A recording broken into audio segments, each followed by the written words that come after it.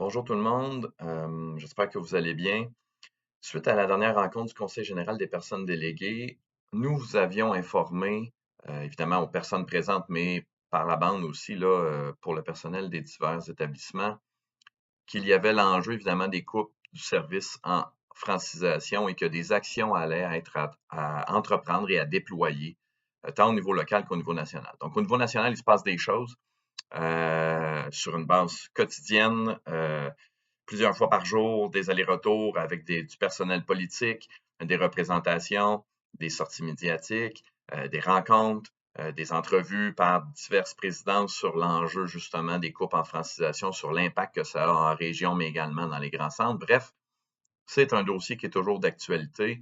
C'est un dossier sur lequel nous tentons de faire reculer le gouvernement afin que justement il n'applique pas, contrairement à ce qu'il prétend, des coupes directes dans le service de francisation, dans les centres de formation des adultes, centres de formation où il y a de l'expertise justement en francisation et où il y a des besoins parce qu'il y a des élèves inscrits, des élèves qui vont perdre l'accès au service, mais également des élèves qui étaient sur des listes d'attente qui ne pourront pas accéder à ce type de service-là.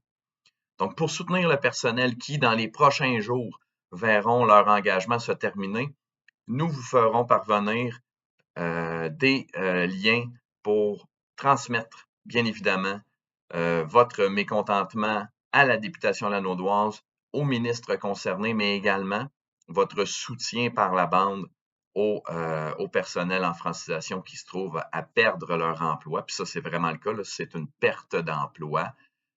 On perd chez nous un minimum de 6 enseignantes et enseignants temps plein.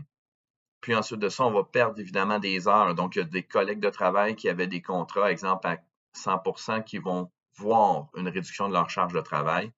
Tout ça en raison de consignes budgétaires demandées par le Conseil du Trésor, qu'on retrouve à même les règles budgétaires, où on fait référence non pas à un état de la situation, donc au niveau des besoins à l'année dernière, ou à il y a 2 ans. Bien au contraire, on remonte à 2020-2021 dans les règles budgétaires, ce qui évidemment là, nous amène en période que je vais qualifier de pandémie. Donc, vous savez très bien qu'il y avait moins d'immigration, moins de déploiement de services de francisation.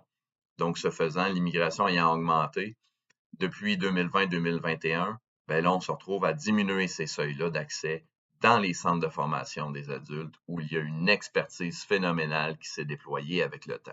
Et surtout en ce qui nous concerne, hein, Joliette Terre d'accueil, ça a été depuis plusieurs décennies un pôle important pour l'immigration en région. Puis là, on connaît évidemment ces couples-là.